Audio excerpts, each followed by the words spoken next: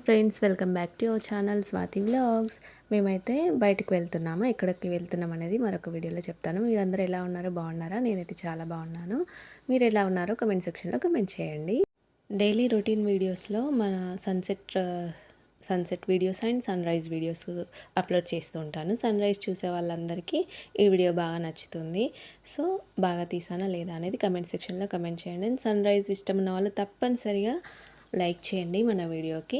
And బ్రేక్ఫాస్ట్లోకి పొంగడాలు చేశాను and with పల్లి చట్నీ కూడా చేశాను. మార్నింగ్ బ్రేక్ఫాస్ట్లో టిఫిన్తో పాటుగా బాయిల్డ్ ఎగ్ కూడా పిల్లలకి ఇస్తూ ఉంటాను.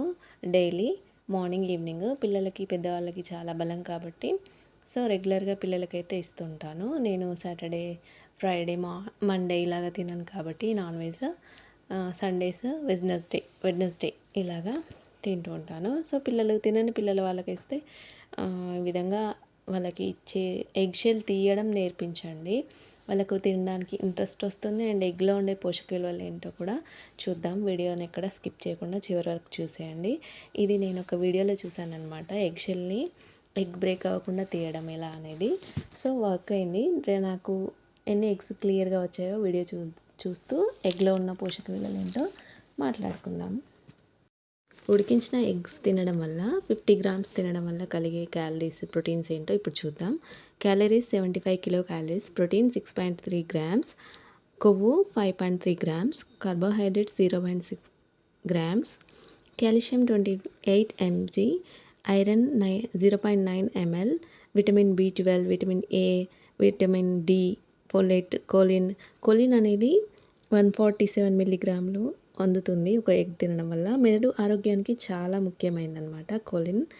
సో ఎగ్స్ని పిల్లలకి ఇష్టంగా తినే విధంగా గార్నిష్ చేసి పెట్టడం వల్ల వాళ్ళు రెగ్యులర్గా ఇలాంటి విషయాలు చెప్తూ తినిపించాలి. ఇంకా బాయిల్డ్ ఎగ్ తినడం వల్ల కండరాల పెరుగుదల, జుట్టు, చర్మం, గోర్లు చక్కగా హెల్తీగా పెరుగుతాయి. కళ్ళ ఆరోగ్యానికి అవసరమైన ల్యూటిన్ బాయిల్డ్ ఎగ్ తినడం వల్ల వస్తుందన్నమాట. సో కంటి ఆరోగ్యానికి చాలా మంచిది.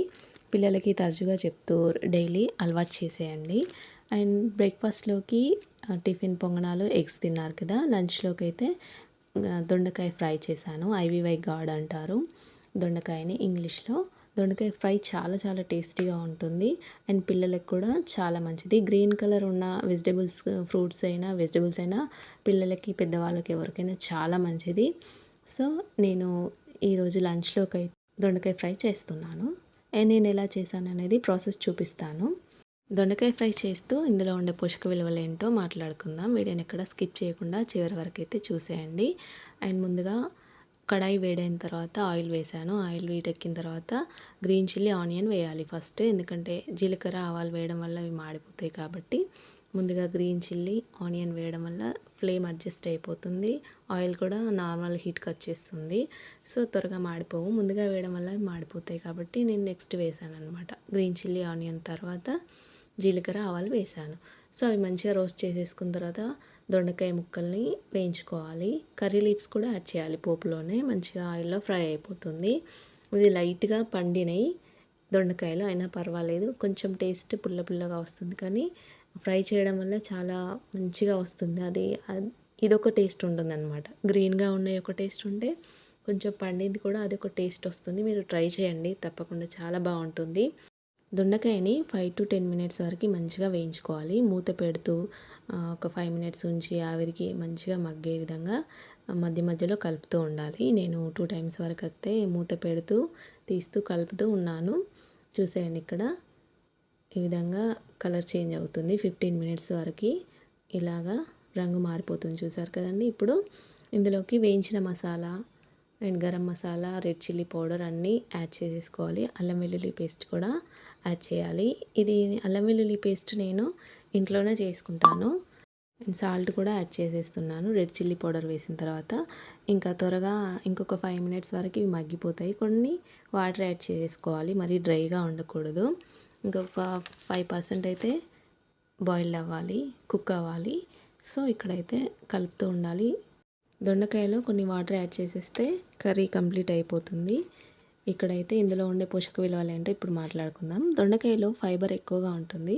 And vitamin B1, B2, B3, B6, B9, vitamin C, calcium, magnesium, iron, phosphorus, potassium, sodium, zinc వంటి పోషకాలు పుష్కలంగా ఉంటాయి.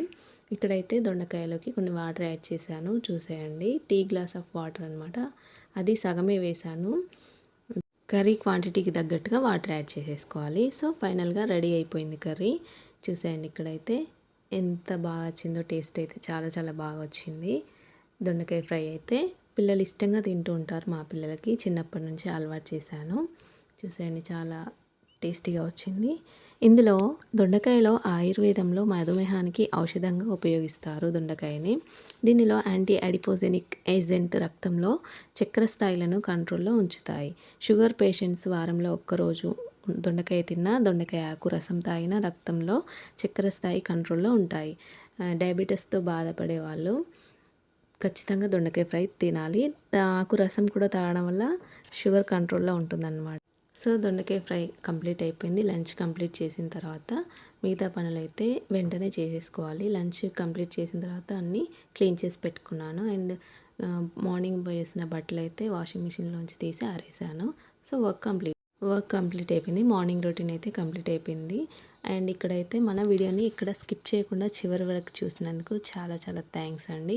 మన ఛానల్ని తప్పకుండా సపోర్ట్ చేయండి అండ్ సబ్స్క్రైబ్ చేసుకోండి. మీకు తెలిసిన వాళ్ళకి ఈ వీడియో ఇన్ఫర్మేటివ్గా అనిపిస్తే తప్పనిసరిగా షేర్ చేయండి. అండ్ వీడియోకి ఒక లైక్ ఇవ్వండి. మన ఛానల్ని తప్పకుండా సబ్స్క్రైబ్ చేసుకోండి, సపోర్ట్ చేయండి. Thanks for watching.